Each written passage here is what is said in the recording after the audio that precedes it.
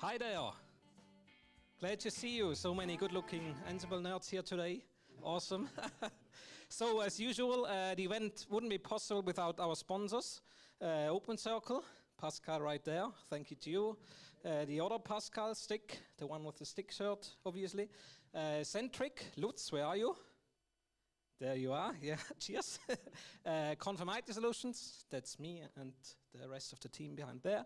And of course, the elephant in the room, Red Hat, with this really awesome venue and the awesome food. Well, I hope it's awesome, but it already looks awesome. So, one more thing.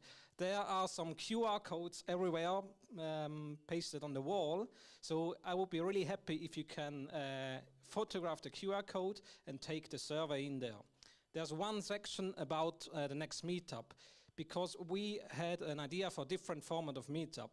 These meetups are quite traditional, but we thought about having an interactive meetup called Bring Your Own Challenge, where you, as a good-looking Ansible community, can bring your own problems, and the rest of the community and some experts will help you in solving your issues. So if you can take the survey, there's one part about it, and we would really appreciate it if you can fill it out and let us know if you are interested in something like this, or if you even have a problem which you can bring to the next meetup. Yeah. So the first talk, Hanspeter, where are you? Hanspeter of Red Hat.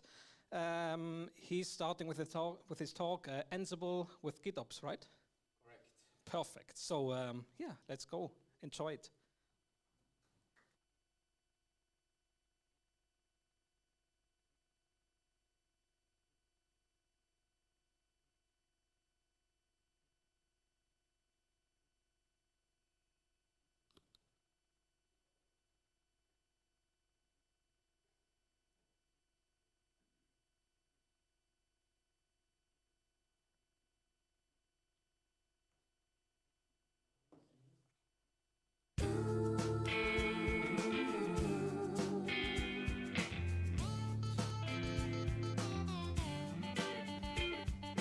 Can you hear me all right? Test, 1, 2, 3. Good-looking community indeed. Welcome very much. I got into Linux infrastructure engineering about 6 years ago, and it was only a few weeks until I got introduced to this community, and it has inspired me and accelerated my career ever since, and I can't thank you enough. For me, it's a huge privilege, a huge honor to be standing in front of you today, and I'll be talking about my perspective to GitOps. So my name is Hanspeter Gosteli. I'm a consultant with Red Hat, and I do Linux engineering in Ansible. I joined Red Hat a bit more than 1 year ago, and before that I worked with a Red Hat partner, Puzzle ITC, where I have achieved one very important milestone in my career. That was a cooperation between Open Circle, which is represented here as well, and Puzzle ITC. So it was a customer that lacked a feature with an Ansible Windows module, and we could have created some scripts and fixed it for that one customer, but we took the decision to ask for money, so we could ask Open Circle to implement it, and I knew because of this community that Simon actually can do very fast contributions upstream, so within a few weeks that feature was live. That's the link to the pull request, and now it has saved the entire planet weeks of manual work. And I'm very proud of this. So I'm doing Ansible since 2015, but like this community has really accelerated and motivated my path. For the hobbies, I do a lot of home automation. I did everything as code towards the end of last year, and now it got really boring because it's automated. The stack is maintaining itself, so I don't have much to do, so I plan to do more speeches in the future. I'm also very keen on immutable operating systems, and my use case is balcony irrigation, so that's most likely the most sophisticated personal balcony irrigation system you've ever seen. I put in 100 hours, no, hundreds of hours of work, and the code is going to deploy by itself, and I will prove you in the second half of this talk. So first I will ask the question, because I want to understand this, why isn't everybody doing GitOps, and why don't all my customers just embrace it? Why is it so hard to sell? Why is it so hard to build? What the benefits are, and then second half technical, the demo. So let's envision us being on this path. We want to get uphill. Some of us have seen what the world looks like from up there if you can do everything as code. Now he's not here, but I've had the honor to build this with Puzzle ITC for one customer. To me, those are equivalents, whether it being GitOps, whether it being everything as code or zero touch, it all goes together, and to me it means the same thing. So why aren't we just doing this? So as a consultant, I often get into enterprises and I meet those infrastructure teams. And as a consultant, you also notice that tools are not suboptimal. They may be working with dull access. So we ask them, why don't you fix your tools? Why don't you invest in your tools? Why don't you get better tools? And the answer is always they do not have the time to maintain their tools because they're so busy cutting down trees. I took this analogy from a great book called The Pragmatic Programmer. I can absolutely recommend it to you.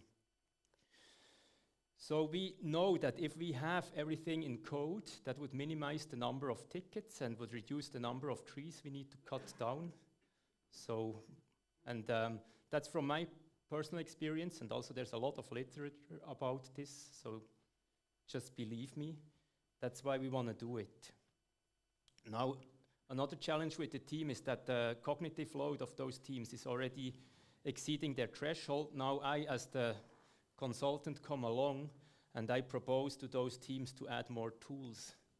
And now I do understand that they will not just buy this. So how can we solve this problem? Because we all want to move up the maturity curve. All of us started at some point to do programmatic automation. We then moved to Ansible, wrote some playbooks. We then proceeded to use something like a centralized automation platform with roles. And we want to get up to this green box, doing GitOps, infrastructure as code, zero touch, CI/CD, all the nice things. And what goes along really well is stuff like inner sourcing or open sourcing, helps it to get there to become successful. And if you go one step further, but that's out of scope for this talk, you get to a discipline called platform engineering, where you can imagine a use case. You have some application that wants to deploy to a Linux. They go to a self-service portal, they get an Ansible role template with the pipelines and everything, so they can directly deploy their application as code, and it's going to be faster than if they did it manually. But we won't proceed this far, we'll be talking about the green box. So the meaning of zero touch is that you have some Linux teams, application teams writing code with established processes like the merge request, code review, 4eyes principle. It gets committed to Git, and then some kind of runner technology will deploy it to your automation platforms, and ultimately it will propagate to your Linux infrastructure. For this to be successful, it requires that no one touches these systems manually and introduces manual changes, because that will break compatibility with the automation, lead to config drift, and cause a lot of tickets downstream. So that's why you want to be zero touch here in order to be successful. What it looks like from the inventory perspective, on the left you see external resources like Ansible roles, and then the green box is what you do, like your own custom roles, variable inventory, very important. Change management database, CMDB, ITSM, other sources. You aggregate all this data as one inventory into your runner, and that will deploy to the config items. So fairly easy so far.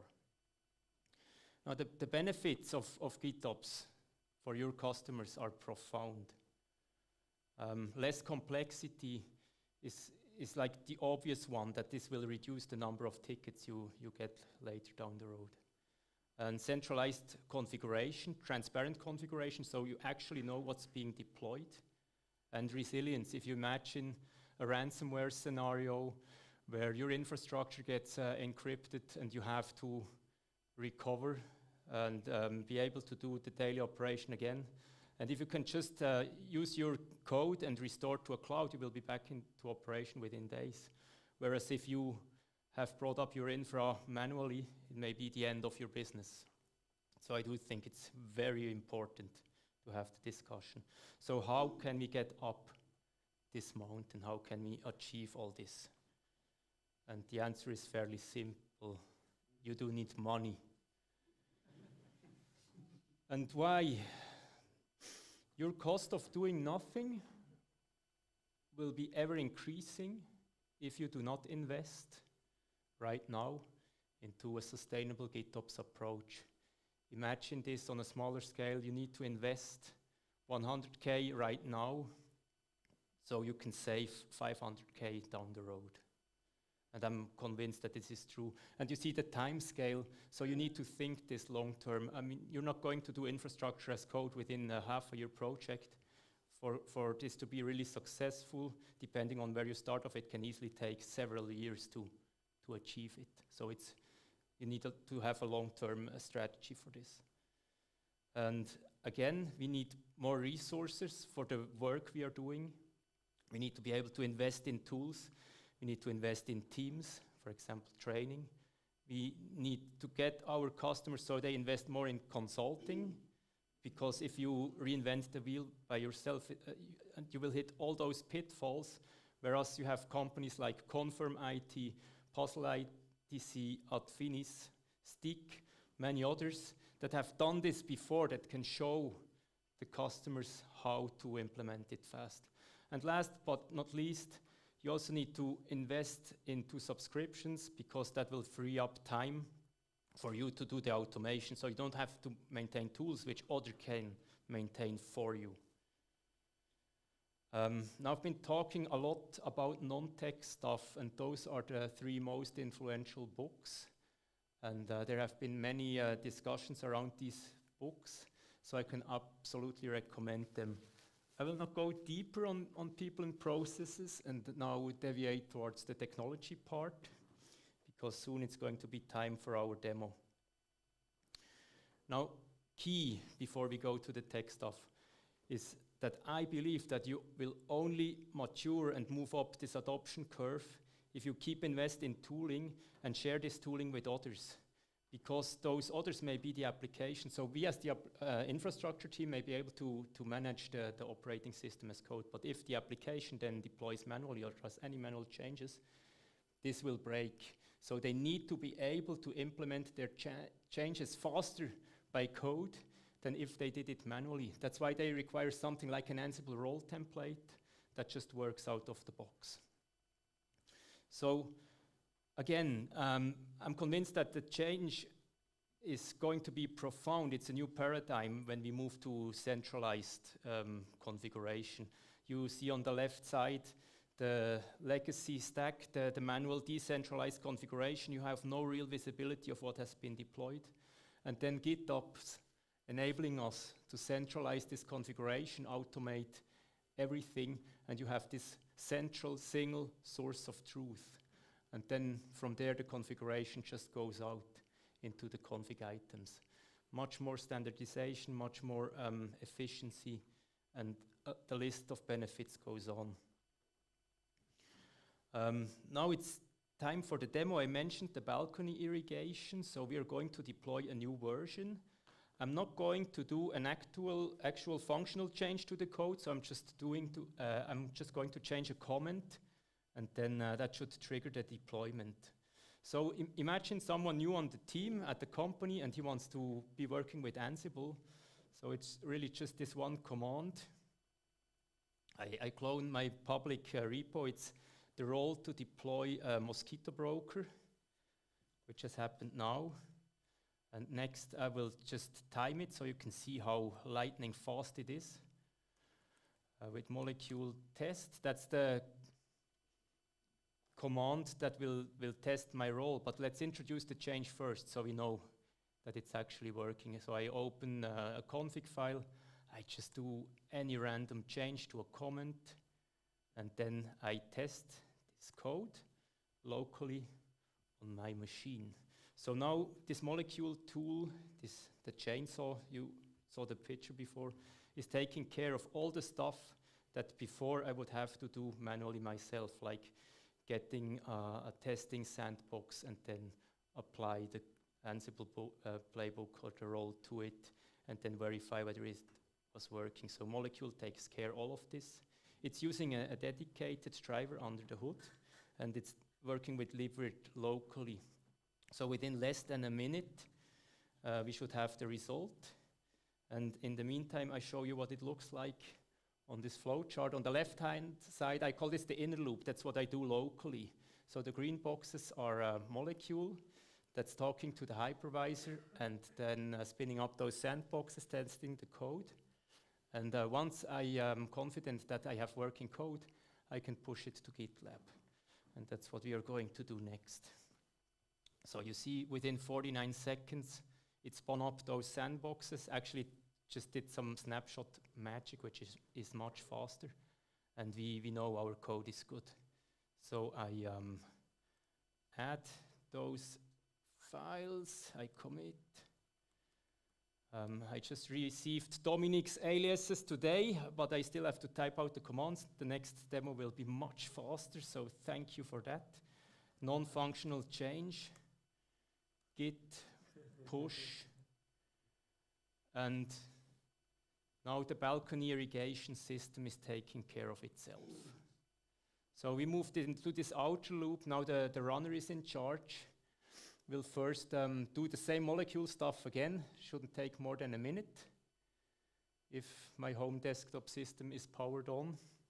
And then it will deploy it to test and then to prod. And I will be showing you the hardware for that. We pushed. So that's a picture of my desk at home. You see some very important tools like the meditation pillow here. And the socks are not used, I promise.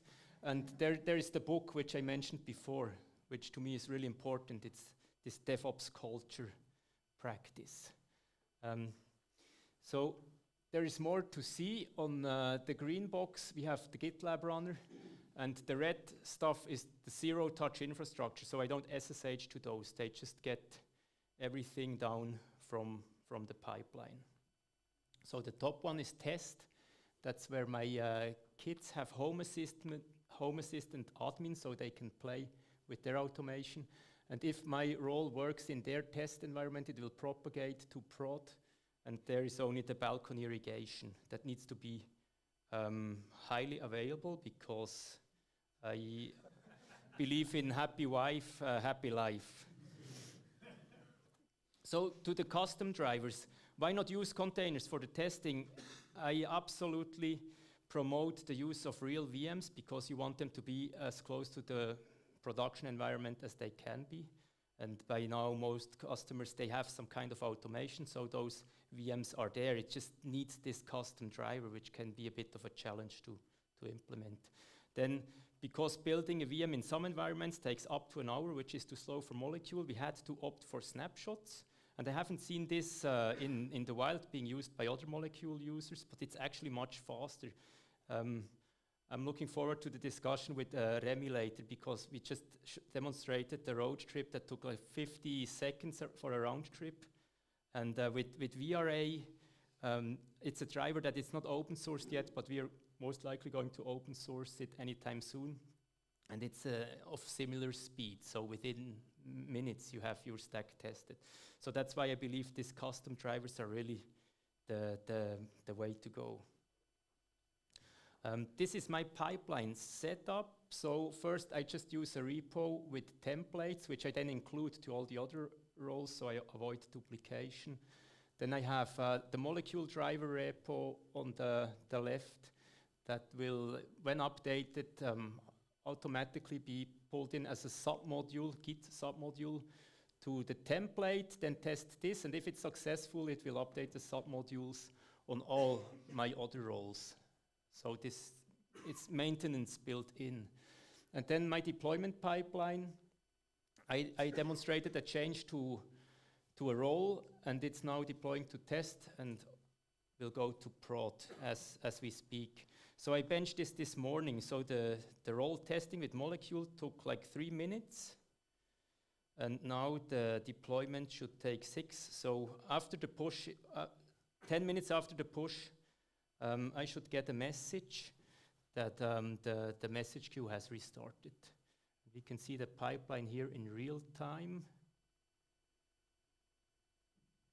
It's deploying the test workload. But anyway, we will get a notification once this is done. In the meantime, I switch back to the press. So the benefits of Molecule, I have fully automated testing, which saves me a lot of time. It will free up my time for other automation. Then new joiners on the team will be quickly up to speed. And it prepares me well for later maintenance. If I have to maintain this role in 1 year, I will just do this molecule test and I will be up to speed. It can test multiple distributions and major versions in parallel. And now how can we get this to the enterprise world? So I try to come up with a blueprint that should be applicable in general. So first you have to radiate your intent, like make visible what you want to build.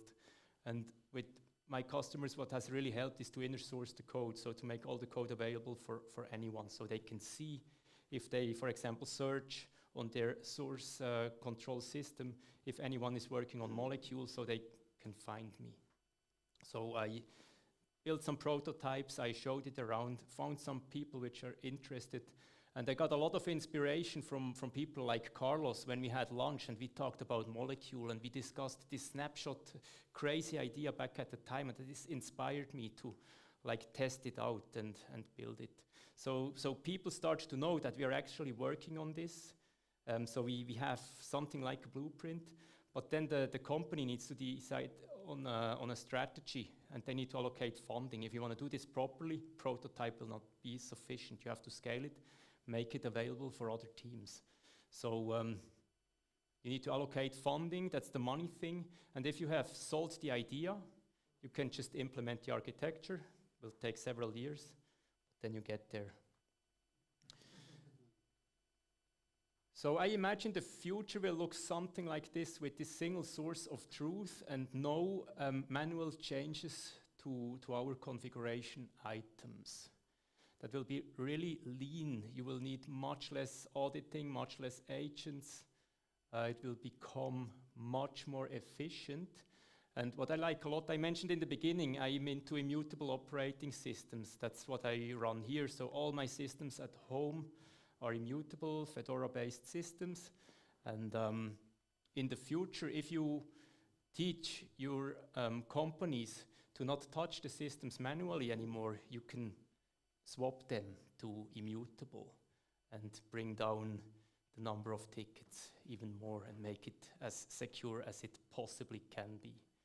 So that would be really nice, but that's far out. So, recap, let us share the vision and let's keep investing in those tools and making them better, evolving them into something that becomes much easier to use for all to use. Hey, if you have questions or feedback, please don't hesitate to get in touch with me anytime. I thank you very much for your time. I absolutely appreciate it. Thank you.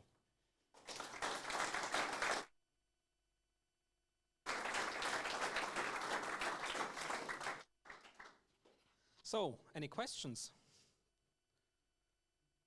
Don't be so shy. Come on.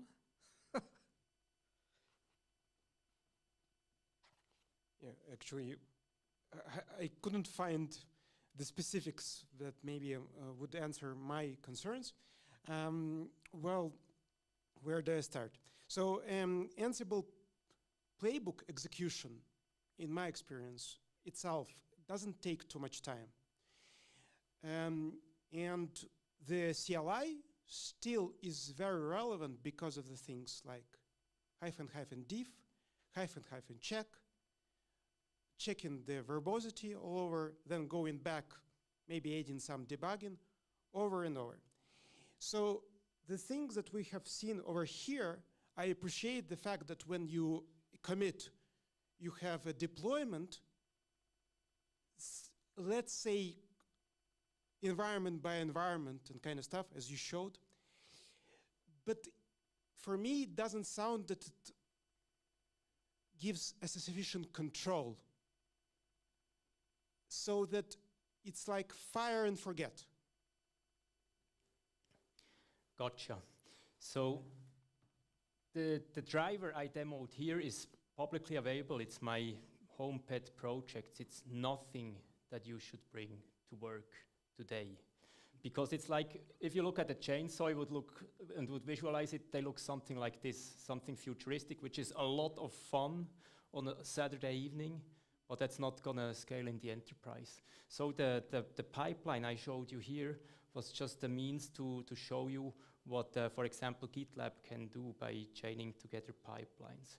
And in a corporate environment, I think what you are asking for is to add much more testing to this pipeline, much more security, and something like the merge request, which I showed in the beginning, that needs to be a release process, and you need to design this. So there needs to be an approval, there needs to be an assessment, what's going to be the impact. So it becomes a very big topic. And of course, that's with the process. You remember the slide with people, processes, and technology. So I can show you a little bit of the technology here, but ultimately, you will have to come up with that process that makes it a secure deployment. And there are strategies on how you can tackle this, like canary deployment, yeah, and other things which you can do to increase the security.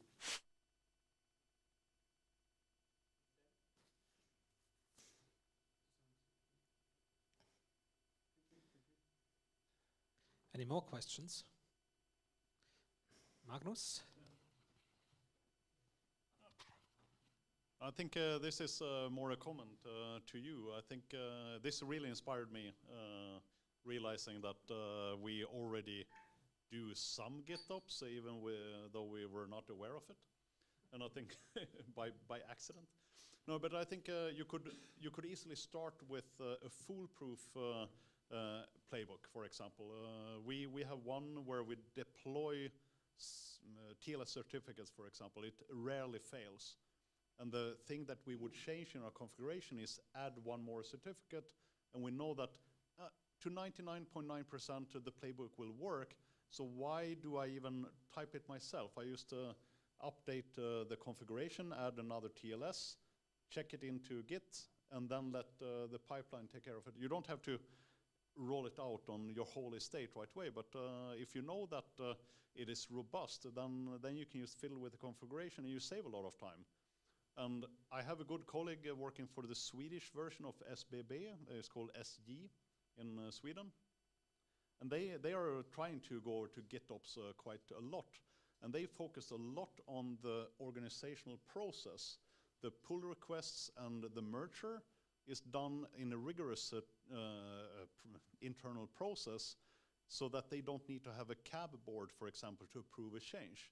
So you want to make a change to a new TLS certificate, a firewall change or something, you just do your config, you make a pull request, and then you forget about it. And then someone else is responsible for approving that change, and as soon as it's merged, it will be performed. So then you get around, you get a couple of less meetings. The pull request process has the authority to approve it or not.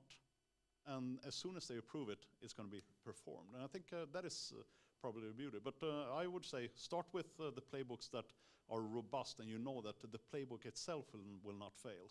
And then you can care about the config. I think that is more my comment on it.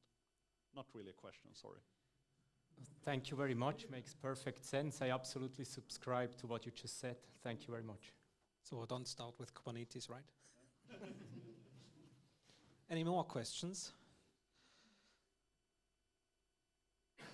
No? So shall we take a break? Yes? No? Who's in charge? No, I'm in charge. So we take a break, 5 minutes, and we are back here. Thank you again.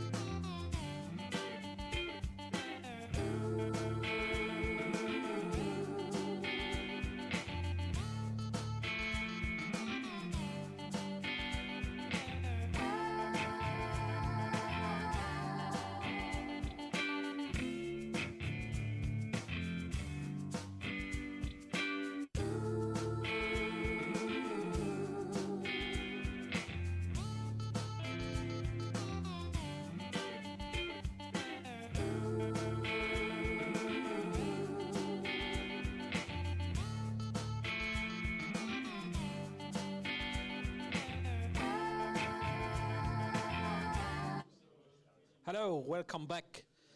So I forgot to mention one of our most recurring sponsors, Magnus with his KMG group. So thank you, Magnus, as well. I completely forgot you. So next talk, yeah.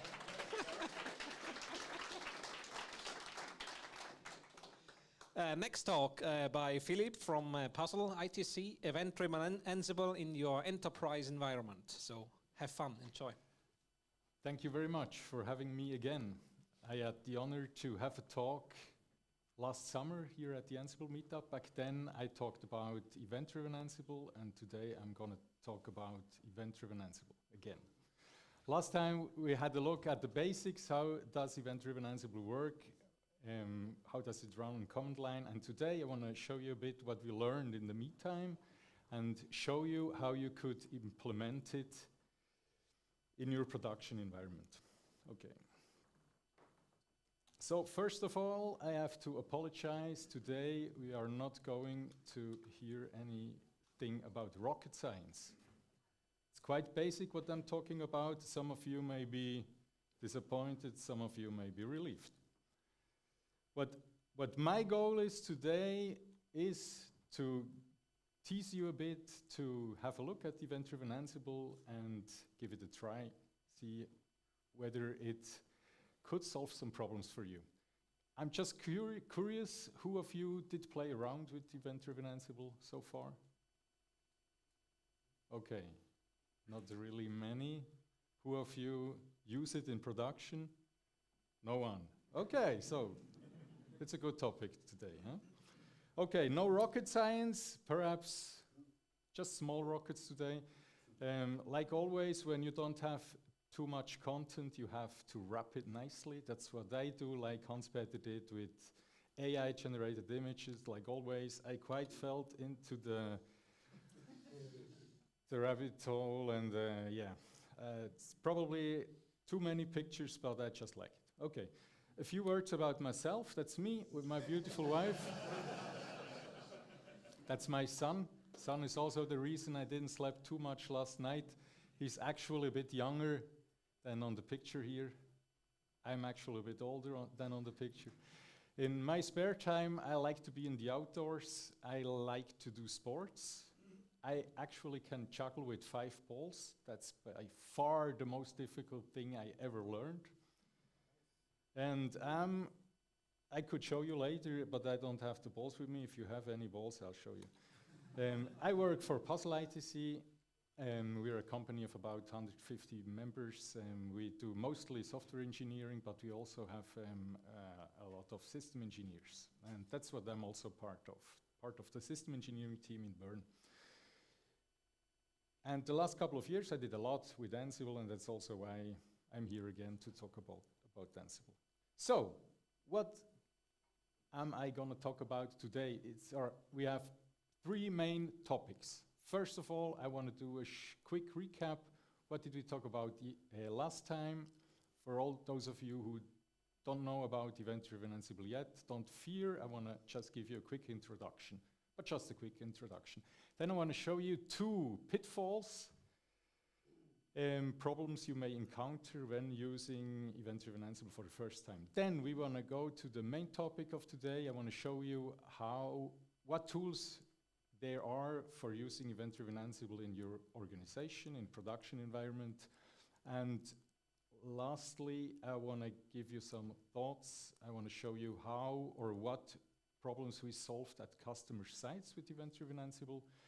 And then we want to also talk about the question, do we really need event-driven Ansible? Okay, topic number 1, the recap. What is automation? This here is simple automation. That's the image that was created. We have Ansible, we press a button, our Ansible playbook runs. That's like we know, it's very simple. So your enterprise probably is a bit more complicated. You have different tools. The wheels are different tools in this scenario, and your Ansible run perhaps depends on some other tools. If you are lucky, you have an automation platform, has native support for like GitHub, GitLab. If you use GitHub or GitLab, you're lucky. If you want to use other sources for where you build on conditions that should trigger Ansible run you're a bit on your own. And that's where event-driven Ansible comes into place. Event-driven Ansible is like a framework that provides you with functionality to get information or events from different sources and use these events, this information to decide later on whether you want to run an Ansible playbook or not. So the term is quite good, event-driven Ansible. Depending on an event, I want to run some Ansible stuff. The logic behind it is quite simple. It's if-then. If a certain condition is met, then I want to trigger some Ansible stuff. Now, I'm going to show you a slide I showed the last time, and it's the most ugly slide you've ever seen, and it's still ugly. I didn't change it too much. These are just a few keywords you have to know when talking about event-driven Ansible. You don't have them to know to follow the rest of my presentations, but they are important keywords to know when talking about event-driven Ansible. I have a rule book. A rule book consists of one or many rule sets. That's like playbook and play. A rule set consists of sources and rules. And the rule itself consists of condition and action.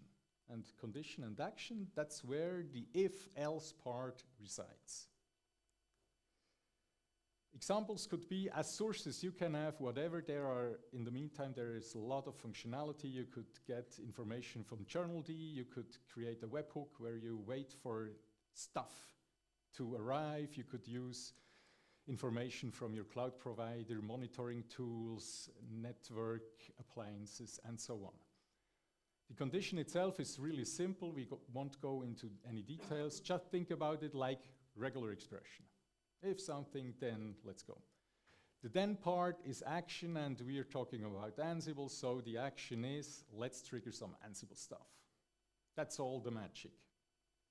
Now, let's have a look at the example. That's a very, very basic rule book consisting of only one rule set. We have a source. In this case, we would use the URL check source plugin from the Ansible.eda collection. In the rule, the condition is very, very simple. If event.urlcheck.status is down, then an action would be triggered. So we see again the if-then part.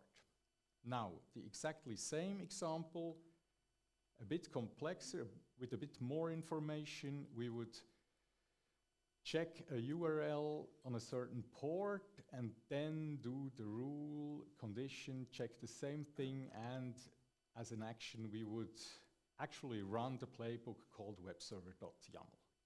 Now, are there any questions? Quite simple, I guess. Okay, so far so good. Now, let's talk about the pitfalls. Funny picture, that's like, I think, pitfall, computer, server room, something like that, resulted in this picture. I think it's quite fitting. Okay. The first point is more of like a corrigenda from the last time.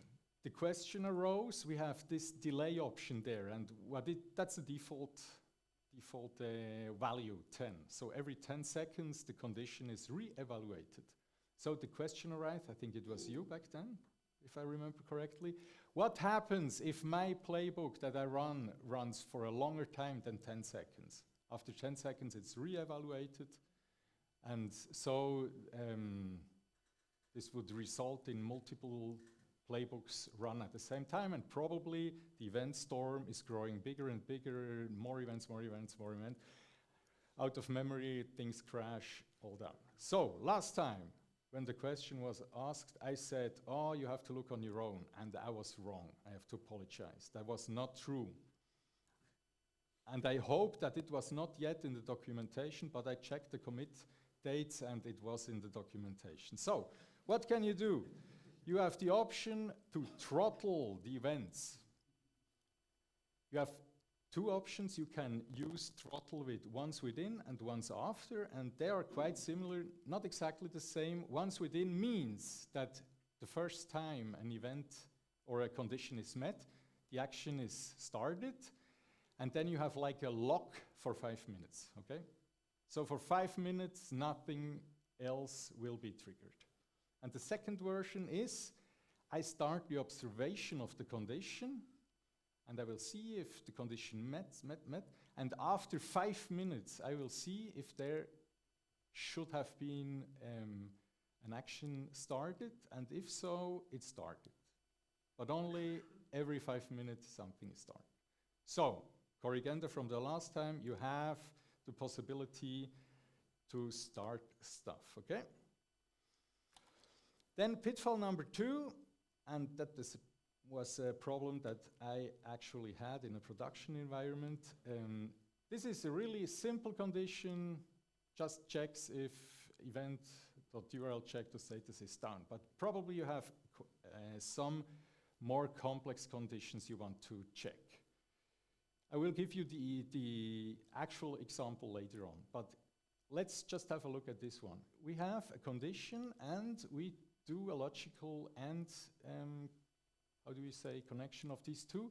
We see event.blah 2 is A, and in the meantime, event blah.1 has to be B. If these two things matches, then the action should be triggered. Now, you can use condition also in another way, and this is this way. You could use condition with the all keyword and then put the events as a list. Now, I thought that's the same thing, but it's not. And I really had to do some debugging first before I really understood what the problem was. The problem is, or the good thing is, in a rulebook, when the rulebook is started and it runs, the events are stored.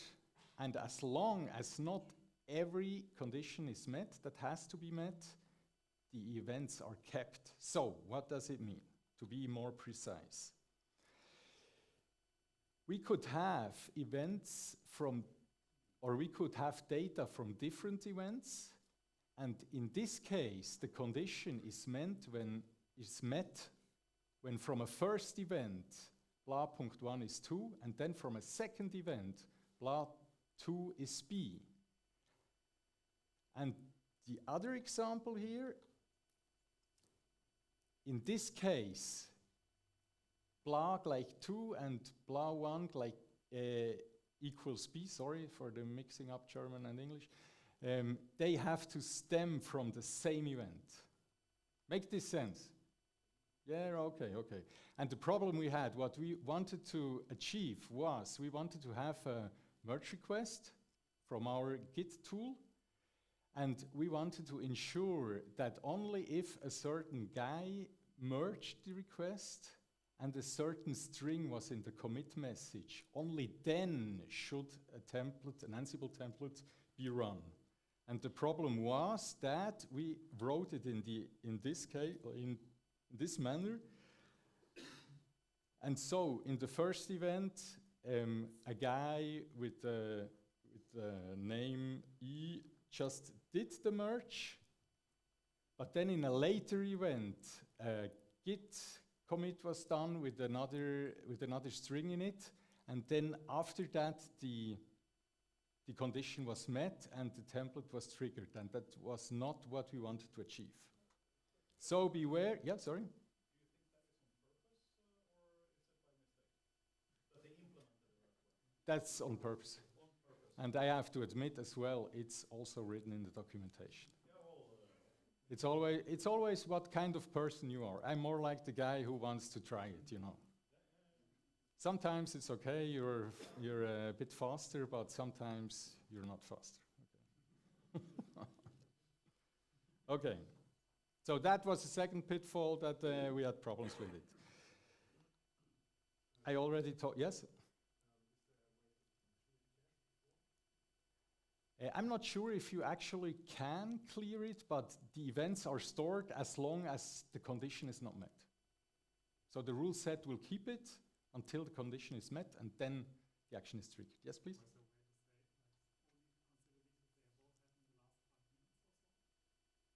I'm not sure. I'm not sure. I'm not really sure, because perhaps I can say the following. I would recommend not to create too complex conditions, because I think the way to go is to put this logic in the source where you get the information from. As example, if you have a monitoring tool, I probably would put this logic inside the query in the monitoring tool, and then just have a much simpler condition inside event-driven Ansible. So okay, that took quite some time. I will speed up a bit. Now, what can you do if you decided, okay, let's give it a try. We want to see how it works in our enterprise. We have a tool, it's called EDA Server. That's the community version, that's the logo.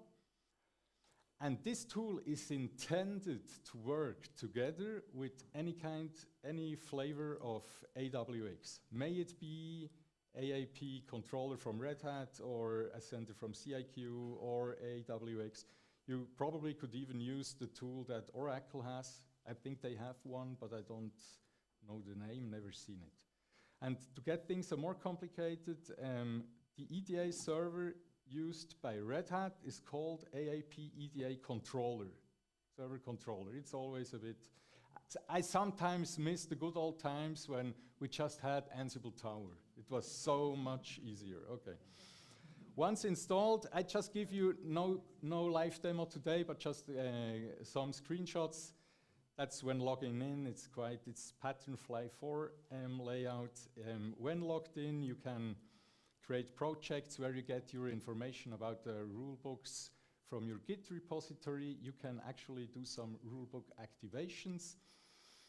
These are, at the end, rulebooks that are run, the daemon that runs in the background, yeah. Okay, if you want to install it, what options do you have? You mainly have two different options, the community way, or the non-Red Hat way, or the Red Hat way. If you use the non-Red Hat way community version, you have operators to install the tools. May it be the EDA server itself, or may it be AWX in your flavor, in the flavor you like to install. If you use Red Hat's tool, you have two different options. You once have the RPMs you can install, or you have support for installing it on OpenShift. But when installing community version or installing it on OpenShift, you have to have Kubernetes know-how to some degree. That's a bit pitfall for the elder system administrators like me. Sometimes the new technologies and stuff, it's a bit difficult. Huh? Or perhaps I'm the only one, I don't know. Okay, now when we want to install it, we have two important things we have to configure. It's really quite simple. First of all, we have to tell EDA server where he can find AWX, and the second is we have to authorize it to really run a job template on AWX. The first one, how does our EDA server find AWX? When you use an operator, it's just that simple. In the customization file we can specify automation server or URL, and that's all we have to do. If you use RPM installation, for all those of you who know a bit Ansible automation platform, you have inventory file like we know it from Ansible, and there you have to specify the automation controller as shown here. That's all you have to do. After that, your event-driven Ansible server will find your AWX component. And how to connect these tools? It's also simple. You have to create a token on AWX and then add the token inside your EDA server. That would show, that would see like this. You would, under user, you would just create controller token and there paste in your controller and your token, actual token, and then you're already finished. Okay, so do we have another problem? Yes, we have. When we just run a rulebook, it's run inside a so-called decision environment. The decision environment is the same like an execution environment.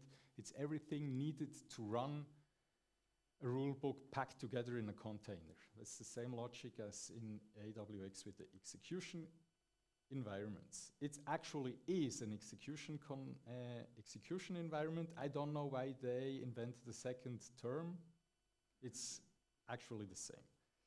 So now, inside the container, when you run it on Kubernetes or OpenShift, you have to make your source available from the outside. Okay, when you open a webhook, you have to be able to reach the webhook from the outside. And on Kubernetes, there's no mechanism implemented that make that for you. So you have to do some services, or you have to configure some services on your own. In the official Red Hat documentation, there's information about creating a root service, or if you are using the community version that's on Kubernetes, you don't have root services, so you have to do something on your own, probably a node port or something like that.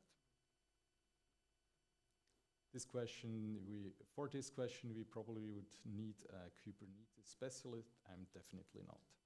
So that was the second topic. I have 5 seconds left, so let's go to the thoughts. Last time someone in the audience after my speech said to me, wow, now we have a really cool tool, we only have to find problems to solve with it. Okay. So I thought that was really funny to put it in that way, and sometimes I have like the feeling that it's a bit like that.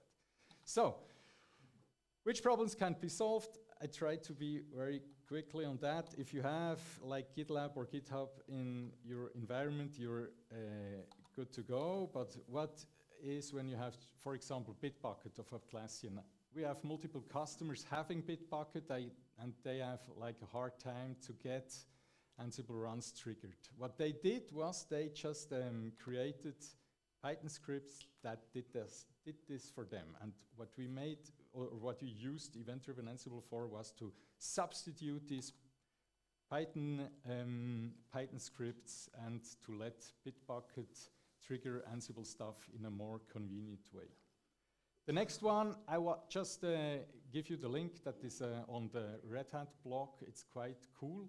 It's an example where you can get errors from an Active Directory, receive them in event-driven Ansible, start some Ansible stuff. They send the error message to ChatGPT, AI again, like it is today.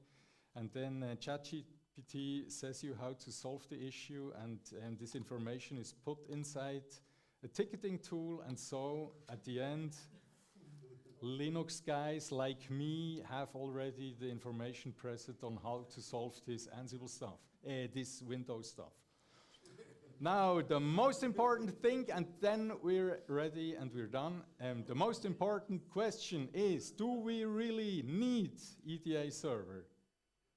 And now I'm going to be quite blasphemous, but probably all of you do some kind of automation, chances are quite high. You have some tools, you're doing your automation.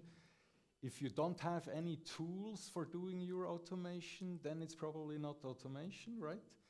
So if you have those tools, you could really substitute them with event-driven Ansible, I'm quite sure. But if you already have your things, your stuff in place, are you really going to change that? And that's what we see at our customer sites. Our customers are quite reluctant to using event-driven Ansible, and I guess it's because they already have a lot of tools that work good for them. But EDA Server is a good tool. We use it at customer site, and it has absolutely its value. So that was all the content, and just where can you go from there? I teased a bit. I talked about some configurations and stuff. If you are eager to learn more about configuring event-driven Ansible server and so on, just have a look at our blog. We did a lot of blog posts about this topic. We even had the opportunity to make an article in the Heise IX magazine last October. You can go to our blog. It's linked there. If you are the author of the article, you have the right to buy, or you have the possibility to buy the rights to distribute it on your own. So you can go there and read it for free, and it's legal. Okay. At the end, we also have ansible.puzzle.ch, where you see our almost famous Ansible training. We also have an EDA server workshop. Yeah, that was it already. Thank you very much. Are there any questions?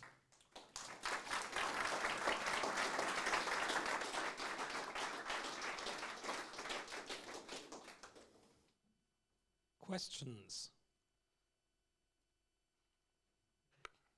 I guess it's a little bit redundant, but in order to use it, the ADA, you need really an AVX, also you need an API. So you can work on it, right? You cannot communicate with Ansible natively or something like that. You really need a tool on top of it. You're right. At the moment, EDA server is the only tool for me that you can use in an enterprise-like environment. And the tool itself, like I said, it's really intended to be used together with any kind of flavor of AWX. Any more questions? Wait, I'm coming. Thank you. Maybe one question and one comment. So since it's event-driven, do you have the possibility to have events consume other events? So an event starts, then it tries to check whether it meets the condition. And if the condition takes long to evaluate and another event comes in, does it get consumed? Yes, your condition can be based upon different sources. So you can wait for events from different sources and build conditions on those. What I'm trying to understand is if the same event happens 2 times, you expect the event only happens every 10 seconds. Mm-hmm. But now there's a bug and it happened 2 times, so every 5 seconds the event is going. Can new events consume previous events? Yes, you can save some events in facts. Yeah. And you can reuse those facts later on. I played a bit around with it a bit, but it gets quite fast, quite complicated. So like I said, with the conditions, I'm not sure if it's really the way to go. Okay. At the moment. I think the better way would be to put this logic somehow outside of event-driven Ansible. Yeah. And the second thing is just a comment on the Kubernetes thing. From my understanding, routes in OpenShift are just ingress rules, so you don't need node ports when using it, I think. I'm not an OpenShift expert. The documentation from Red Hat, they say to use root services on OpenShift. Exactly, but if you don't use OpenShift, then you could probably just use ingress resources without having to specify node ports, because node ports are a bit problematic if you have a production server. Yeah. So I think you is ingress on steroids, on Red Hat steroids, okay. On small steroids. So you just showed both that you know much more about Kubernetes. That's what I tried to do exactly. Yeah. You can use probably one of the 13 proxies in Kubernetes or something like that. Yeah, so could you probably provide more examples on those sources? The big bucket as a source was super clear. So in the way that you have a commit, it has a post, it's all clear. But the other things like ticketing systems and kind of stuff, in the way that Ansible can do runtime things, it can do persistent configuration changes. Have you seen in your experience that actually EDA is the one that commits the changes to YML files, commits the changes to Ansible Vault?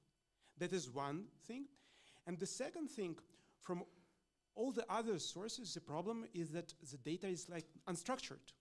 The tickets are not written in JSON and YML and whatnot. Yeah. So the question is, if anyone in production implemented all this sophistication parsing of the sources, like the body of posts? You mentioned an important part. You have to really know what's arriving in your event-driven Ansible server. So you really have to know the JSON that's coming in on your webhook. And I really had a hard time in the example of Bitbucket of these merge requests or information about the merge requests. I really first had to dig deep and see how the structure is, and then from there on really extract what I was interested in. And there's a possibility you can put some JSON filters on the source, and you can, with those filters, you can trim down the event that's coming in. But it doesn't change anything, so you still have to know what's arriving. That's the part I remember you asked. It's okay. Is that something about ticketing system? Yeah, the ticketing system will not send you something that is understandable. So the tickets contain something that is written by a human. Yeah, okay, but the example with ticketing system, I only used it in a Ansible playbook at the end to put information in there. I didn't use it as a source. Yeah, it's okay. Clear. Okay, yeah. So I have a question. So you use this mainly to react to bugs and issues and the like, right? So this is your main focus, or? Yeah. So call me old-fashioned or a grumpy old man, but I remember the times when you like set up an Apache 1.3, you put your website on it, and when the hardware didn't broke down, the thing is still running today. So didn't it at any point feel like you're going down a rabbit hole, because it's so much complexity and it doesn't solve the root cause, right? Because your system should be running stable, and I don't see the point in that. You're absolutely right. Last time we talked about all this self-healing aspect. And I like warned, because I also think just to restart the service when it fails is not a good idea. Yeah, and you can use systemd for that, so you don't need all of that. Exactly, yeah. So you have to be, I think for all this self-healing stuff, I think it's not a good idea to do so. But for like operation as code, if you know exactly we have like a problem, I think I mentioned the example last time. If not so, the example is in the IX article I mentioned. So again, just have a look at the article. There we have the example where we just have a problem, and then we think about what will we do every time we have a problem on a server. If you use Red Hat stuff, we probably do an SOS report. So we could use EDA server to do such steps we normally have to do in a manual way, just to speed up things a bit. But I would agree with you, it's not a good idea to just react and start it again. We wouldn't get to the root cause of it. Yeah, I think it works in Microsoft environments, not in Linux, probably. Gaudenz? About the Microsoft environment example, because I think it should have actually not created a ticket, but solved the problem, because ChatGPT obviously probably knows. Yeah, it would be even better. So you send your SOS report to ChatGPT as well? Just not yet. Not yet, all right. Any more questions? So let's take another break of 5 minutes, and then there will be the last talk. The food, any good? Yeah, it looks good, all right. So there will be more food after the next talk, so don't worry. You will all be happy. So now take a break, 5 minutes, then we have a look at the last talk. Thank you.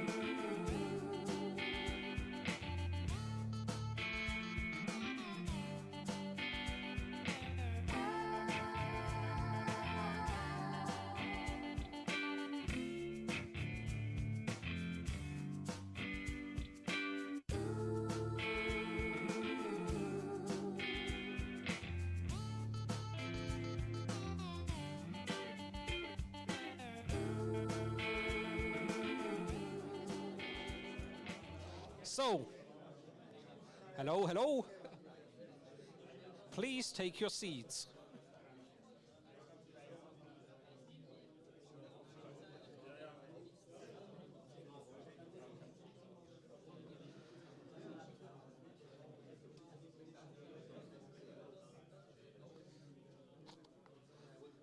So, we are ready for the last talk by Gaudenz, Introduction to the DebOps Ansible collection. So enjoy it, have fun, and see you later. Can you hear me? Yeah, nice. Oh, the time is ticking. So, so first, small introduction. I don't have any nice images. My skills in image processing are not so good, so I have mainly text.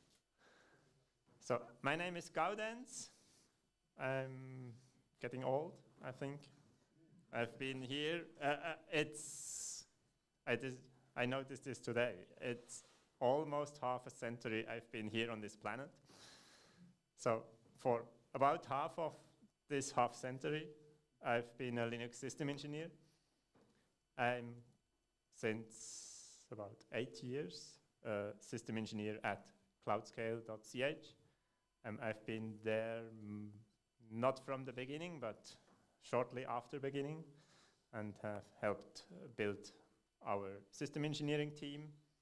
And that's my mail address if you have questions, comments, and you don't dare to ask them right away, you can also write an email. What's Cloudscale? We're an infrastructure as a service provider. Everything is in Switzerland. We're Swiss-based. We're fully owned by Swiss people, investors, founders. Our infrastructure is based on Debian and Ubuntu systems in various versions. Our product is a custom IaaS platform built on top of OpenStack. So we don't provide you with the full OpenStack API. We have our own web interface, control panel, and our own API. And the whole of this is managed primarily by Ansible and various kinds and form factors. So, and I'm going to talk about one important aspect of this right now. So, as you saw in the title, the topic of my talk is DevOps. So, what's DevOps? You probably know DevOps. So, it's not DevOps, it's DevOps. It's DevOps.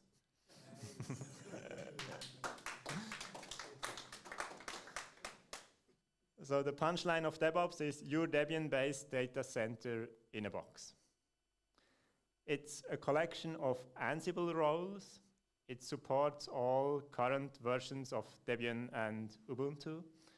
It has a total of 202 roles for system configuration, services, common infrastructure, and so on.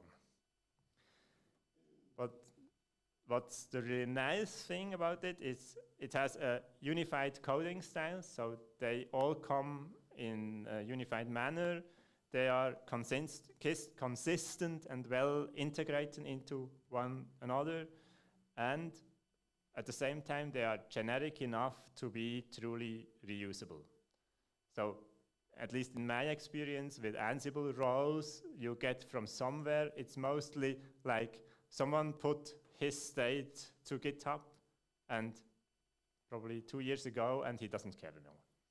And then it's maybe, if it's good, a good starting point for your adaptions, but then you get into forking it and you have your own fork and you're on your own. Because they are too specific to his problem and not to your problem. And it has comprehensive documentation. It's online. It's integrated into the source code. The documentation is right in the defaults variable file and is extracted from there.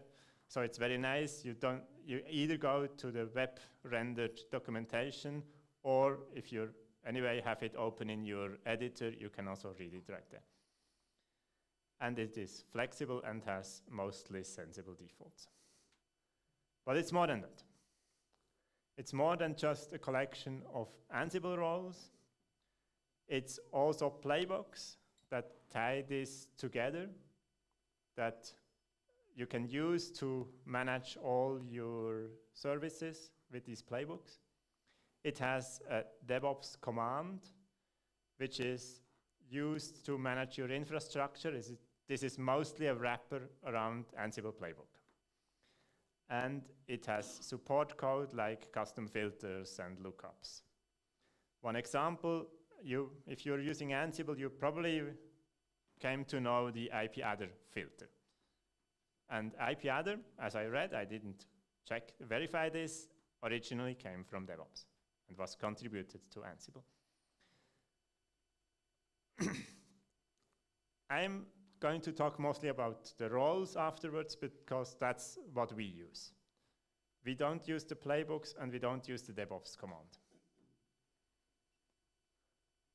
And the third slide about what it is, it's also a community project. It's initiated by Maciej Delmanowski, I hope I pronounced this correct, in October 2013, probably, that's a typo.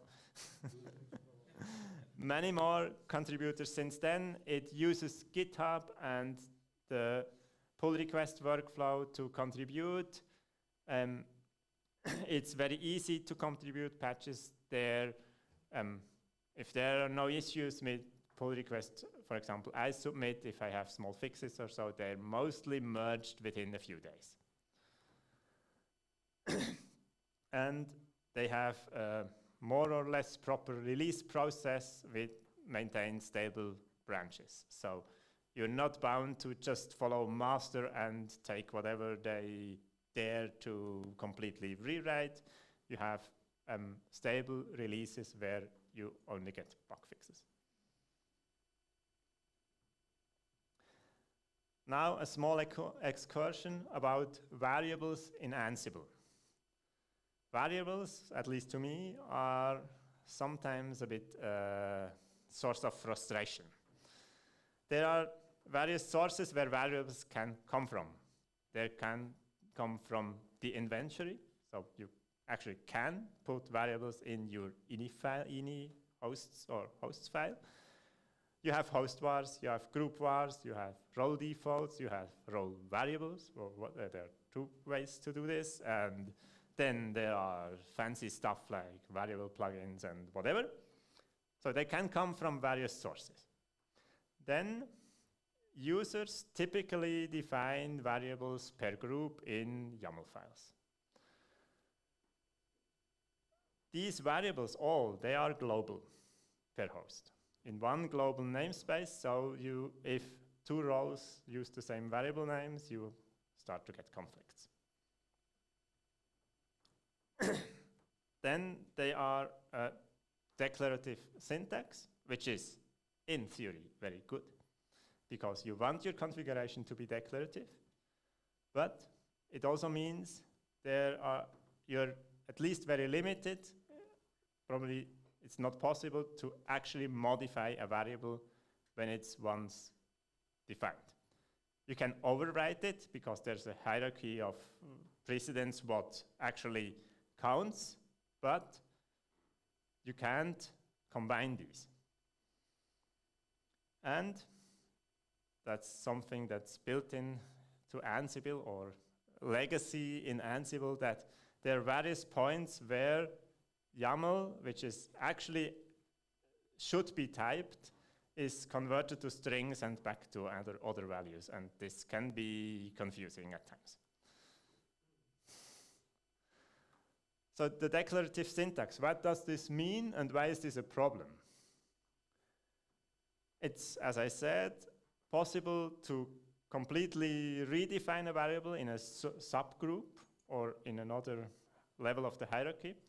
But it's impossible if you have a list, like for all defined, to just add these two values. Like, I have 5 users I want to have on every system, and on this system I want to have these two in addition.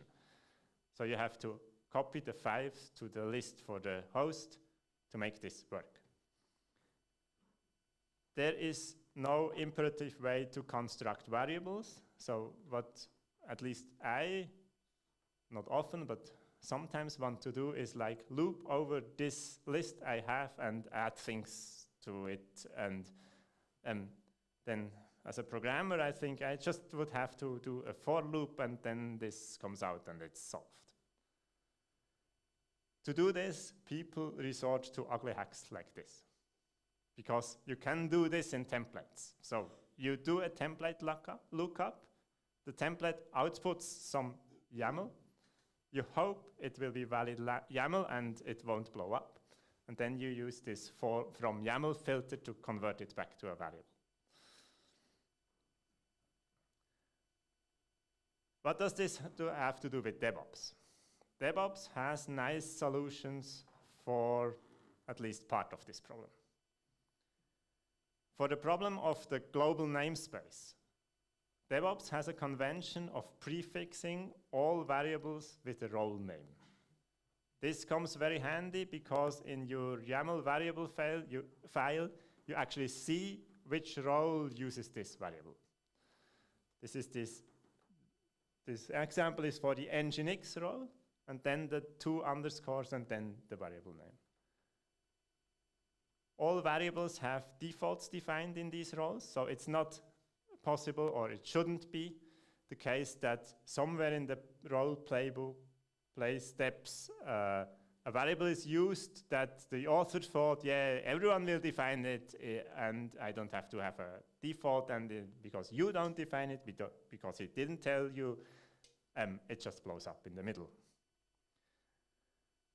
It has 3 hierarchies of variables that get combined. This is for global settings, for group-specific settings, and for host-specific settings. I will show you this in the next slide. And it has something called universal configuration, which builds upon this and extends it to also be able to remove items from list or add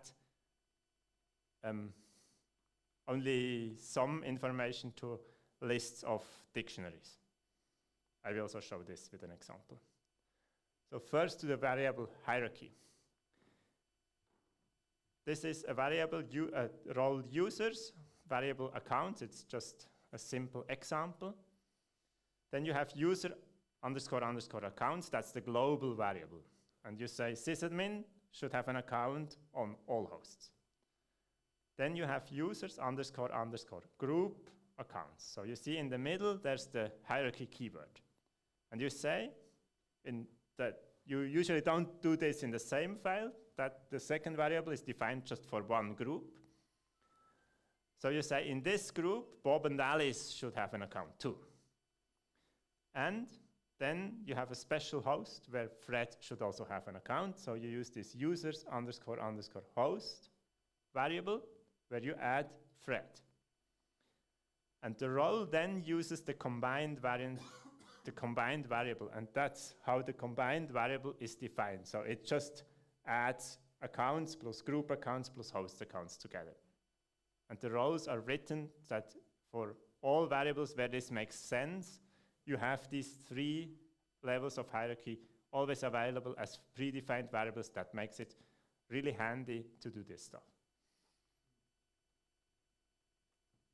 So going to the universal configuration thing. That's a way to modify lists of configuration options. So often you have a list of options that have like a dictionary key value, option values. So we'll have an example coming. And this allows adding and removing and amending this list of options. And it's implemented as a filter. It's parse key value kv config. It's a bit hard to spell name, but and it's explained. If you're interested in this, there's good documentation about it. So how does this work? My example is about configuring the partition set layout of host. And we have a default, these partitions we want to have on all hosts. And we have a group of hosts where we define additional partitions. So for the root partition on this group, it has to be a bit bigger. So we say it's not 8 GB, it's 10 GB. But we don't have to redefine the mount point. This will be merged. And for the var partition, we don't have in our default setup here to make it fit on one slide. We don't have a var partition, but on this group, we want to have a var partition of 10 gig in size, and we have to define all the keys for the var partition because it's new. And this host group, it shouldn't have temp on a separate partition, so we tell it temp should be absent. And then the partitions variable is partitions default plus partitions groups parsed by this universal configuration filter. And the result will be this. So from the defaults, it's changed the size to 10 gigs. It removed the temp entry, and it added the var entry.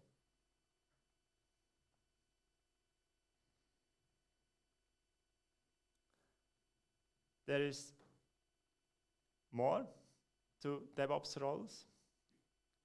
DevOps secrets is an optional role that stores secrets, passwords, whatever, in the directory encrypted by encapfs on your host. So that's this integration you get if you use the DevOps command. It's a bit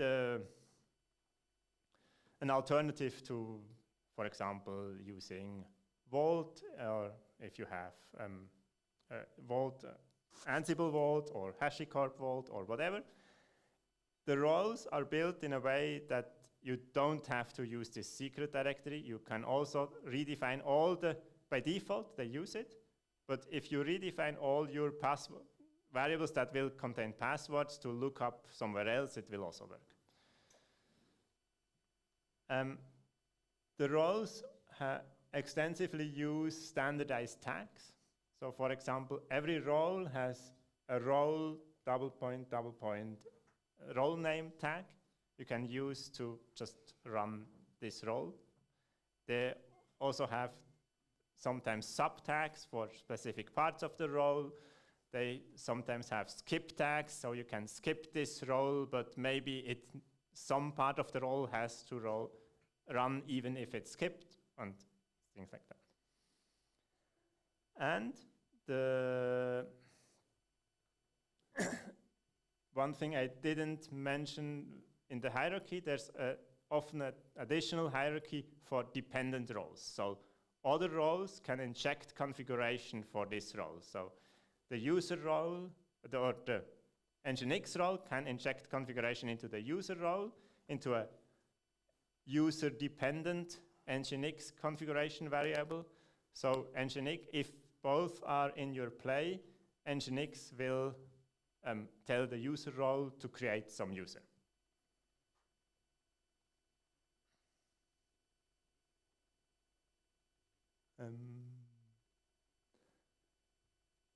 And that's my brief overview. It's not all. It's a few closing thoughts. In my opinion, this is very personal. It's by far the best Ansible collection I've ever seen. I've not seen, I think I'm impressed how consistent it is, how comprehensive many things it is, and and the coding style, which is good and which is also mostly followed. There are few old roles that don't exactly follow it, but it's getting better. You don't have to use the whole package.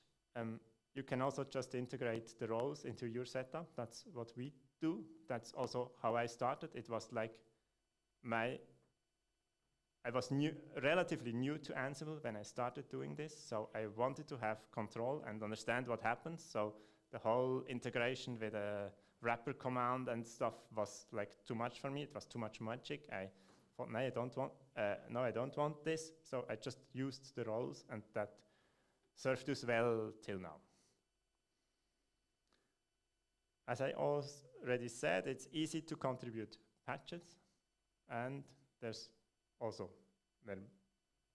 like with everything, there are negative points. Sometimes, if you dig deep enough, you will see Jinja and YAML constructs that are horrible. And especially they're horrible if they break and you have to debug them.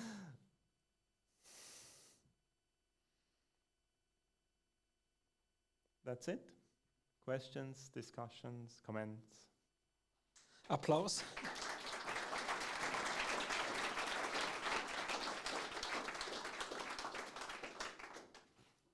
Any questions? We need 2 questions until dinner's ready. There you go.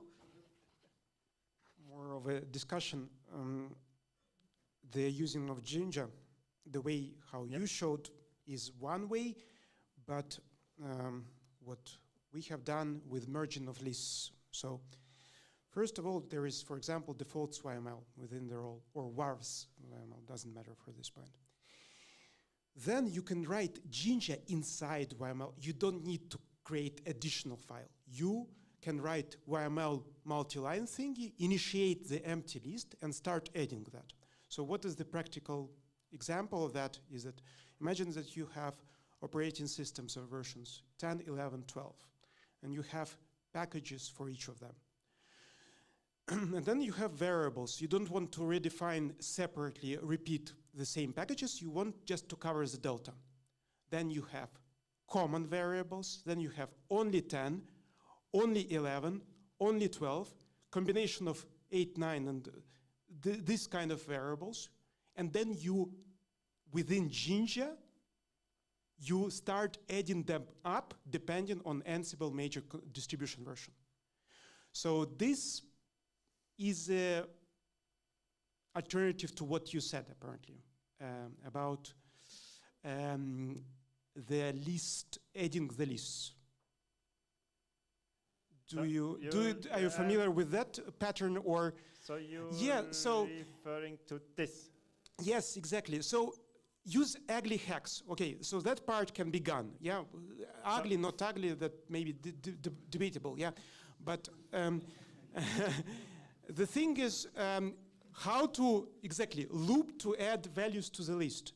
And Jinja supports it. So you initiate the empty list and you start adding the stuff.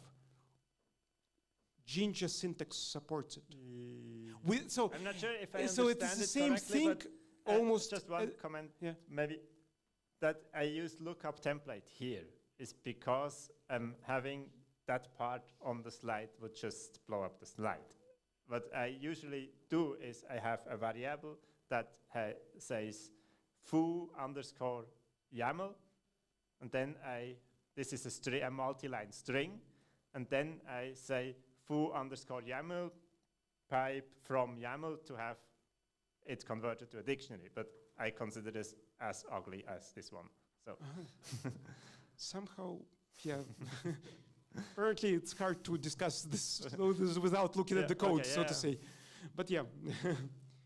But I mean, the definition of ugly may be different. No. So yeah, for sure, for me, this seems slightly weird. So I don't see the necessity of any of that. In the way that once you use a variable name, and within that variable you are using Jinja, then you don't need lookup plugin. You don't need a separate J2 file. You don't need from YML filter. You don't need all of that. You mean it's like Jinja inception? Sorry? Jinja inception. No, it's just that when Jinja is used within variable, you don't need to address this variable in any special way. That's the point. I'm not sure if I understand but correctly. let me give you one more example, yeah? Okay. So if then else. Yep. So how a person would write if then else using Ansible? So one of the answers is YML multi-line, yeah? So you write. Okay, yeah. Horizontal pipe, you write brackets and whatever, Jinja syntax, if, whatever, then else, yeah? Yep. And then afterwards, you don't need any of this part of the syntax, because once you will address this variable, it will parse the Jinja. Yeah, but it won't convert it to a dictionary. It will be a string. Well, usually what I want to do is like build a dictionary in a loop. And then I want to somehow access the keys of the dictionary or whatever.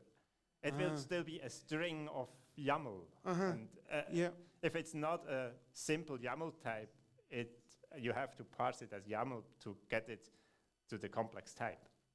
Yeah, probably that's correct in the way that for the ifs and else, that's for sure. I was talking about strings. The Jinja supports creation lists, but yeah, I cannot comment on creation of I think dictionaries. We're then back here maybe because there are various places if you do this. I don't think it works if you do this in variable YAML files, but sometimes if you do this directly in place, it works that it's automatically parsed as YAML. But it's a bit opaque to me when this actually happens and when it's parsed as string. So, one more question. Not too long. We can start a cage fight after the dinner if you want. So, go for it. No, yes. Can you tell how many people are more or less contributing to the collection? Roughly. I think there are like 5 core contributors, I think. And there are, I think, many more that just contribute occasionally. I think I would say, but that's just, don't... You can get it out from GitHub. Yeah. I think that I saw like they have it in their release notes, the list of contributors to this list, and it's usually about 20 people or something. Okay.